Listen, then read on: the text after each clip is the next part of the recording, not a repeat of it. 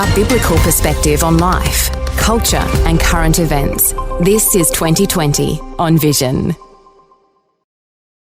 This coming Saturday, the 8th of March, is International Women's Day, and while all sorts of issues compete for attention here in Australia, honouring women and even controversial feminist causes, let's get a focus on some of the good work that's being done for suppressed women in the nation of India. Our next guest has been updating us now over a number of years on the Jogini women and girls in India. These are women who've been subjected to ritualised abuse, caught in a generational temple prostitution. And even though it's now outlawed, the practice continues in thousands of villages across India. So a progress update today in honour of these women as we draw attention to International Women's Day and the Jogini Girls. Kate from Dignity Freedom Network back with us. Hey Kate, welcome back to 2020. Thanks, Neil. Nice to be back talking with you. Kate, thousands of villages is what I understand where this sort of human trafficking works, temple prostitution. Are the numbers decreasing from that, or are things stagnant, or are they increasing?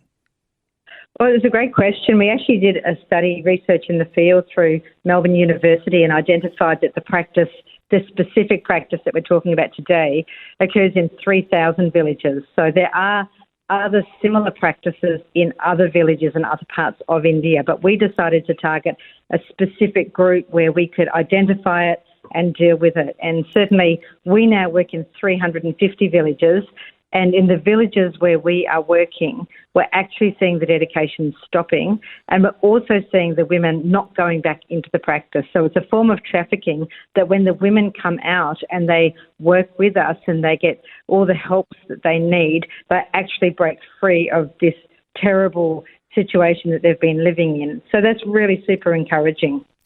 And what we're talking about here is not so much what we might think of a Western feminist cause around International Women's Day, but a practical demonstration of care for women who've come from a very vulnerable situation.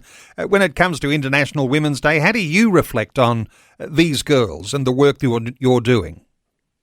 Well, our work actually comes out of the book of Genesis, chapter 1, where it talks about everybody being created in the image of God and everybody having value and worth. And so when our team in India found this group of women who were being so exploited and so, just abused in so many horrific ways, and then we take that as our platform of what their dignity and value actually is, that's kind of the driving factor of why we wanted to work with these women and help them and explain this is not what you were created for, to be used and abused by men in your village this way and to be so downtrodden. Actually, you were created in His image, you have value, you have worth. And we want to do something about this. We want to stand with you. We want to see you break free of this and discover your inherent value.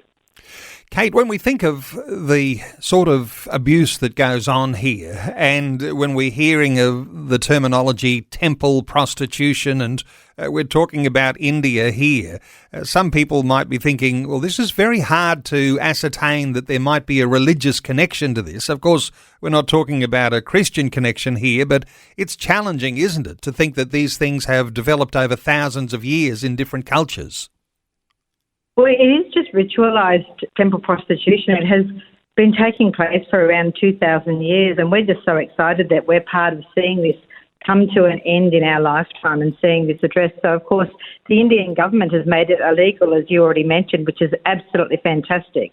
It just hasn't filtered down into the villages yet.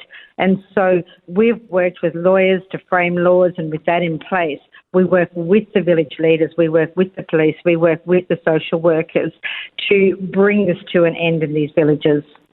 So when you've got one of these young women considered a temple prostitute and comes into contact with your team, recognises there's a way out of this sort of suppression, have you got a story or two you can tell?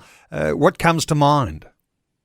I think the most poignant for me at the moment is I was over in November, and so we provide healthcare, we provide HIV and AIDS testing, we provide antiretrovirals, we provide schools training, we provide education and advocacy and all of these things. So I was in a village and I walked in and there was a whole room full of women, and the first thing I noticed was that they were all chattering with each other. And a lot of people don't realise the significance, but if you're one of these women, you get used and abused by the men in the village, and so the men hate you. And the women know that their husbands are sleeping with you, and so they marginalise you as well. So the fact that they were just chattering away together was just delightful. But they were all in a tailoring program and learning sewing. And one of them wanted to speak with me, and so she got up and she came across and she just looked me in the eye. And, of course, when we first find these women, many of them are just so broken, so absolutely depressed and despairing. But this woman was standing tall and just, looking quite joyful. And then she looked at me in the eyes, and then I realised that there were tears trickling down her cheeks. And I said to her, "Are you okay?" She was just sort of holding it in. And then she burst into tears, and I just hugged her. And I said, "What's the matter? What do you need?"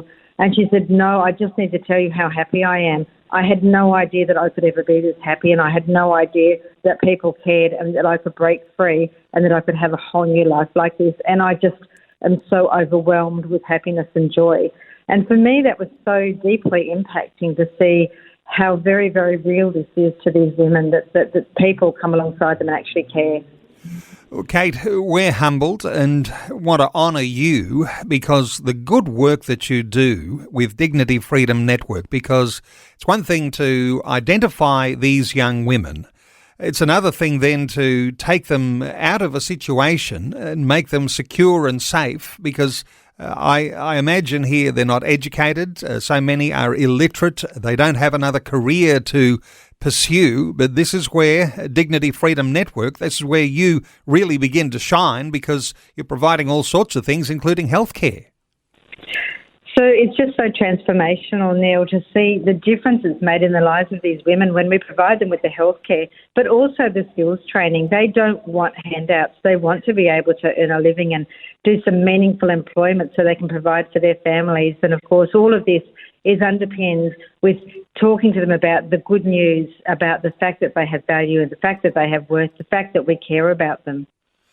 Kate, are there particular things that are working really successful for you? And that might be a contrast to, trying some things, going up some dry gullies. Some things didn't work so well. But what's working particularly well in your good work with these women?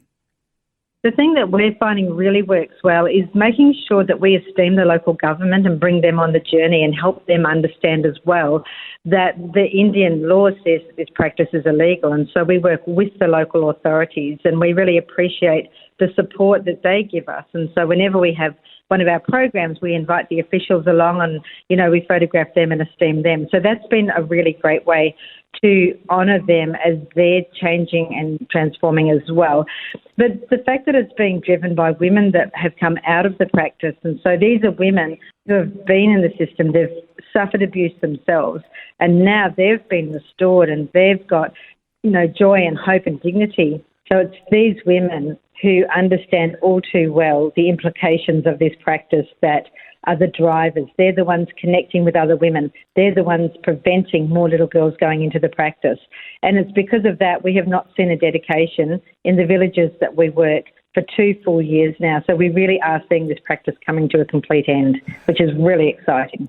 So really you're helping to change what is an outdated and even in India an illegal culture, and bringing something fresh and good and positive for these women. A couple of years ago, we went to another part of India where we haven't started working, and I saw some women that were in a similar practice, and they were just so absolutely desolate. There was just a blankness in their faces, and their hair was matted, and yet we go to the villages where we've been working, and the women have colour, they have joy, they have vibrancy, they have confidence. And so we're really seeing this practice changing not just the women but the villages themselves, and really shaping the whole community.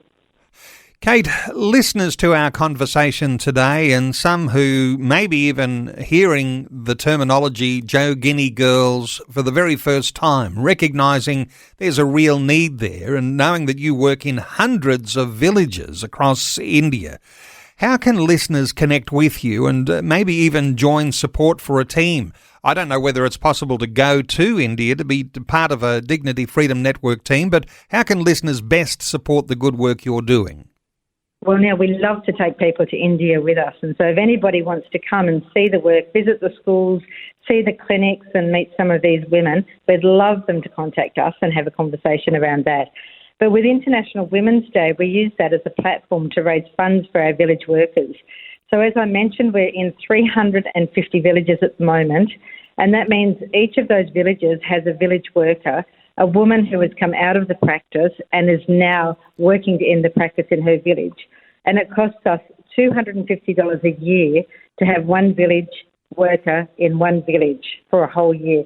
So we use this time to talk about the need to raise $250 times 350 villages, but that's just to maintain. We'd love to raise even more money, and so we can continue to expand into more villages. So some people donate online, other people organise fundraisers, people have bake sales at churches, people have high teas, anything, movie nights, whatever people want to do, they can talk with us and they can organise their own local events.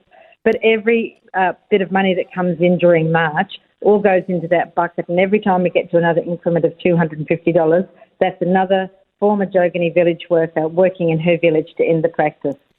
So we'd love to see more people jump in and help. You're working in hundreds of villages, and no doubt, I think you said there's as many as 3,000 villages, so there's a little way to go, but $250 to have a village worker employed for a whole year working with these Jogini girls.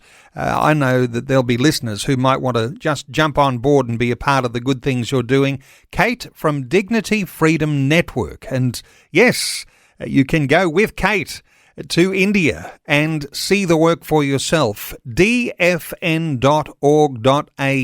is the website. That stands for Dignity Freedom Network. By the way, there is a phone number too you could call, 1-800-949-774, to connect with Kate at DFN. Kate, thanks so much for joining us today on 2020. Thanks so much, Neil. Lovely to chat with you as always. Thanks for taking time to listen to this audio on demand from Vision Christian Media. To find out more about us, go to vision.org.au.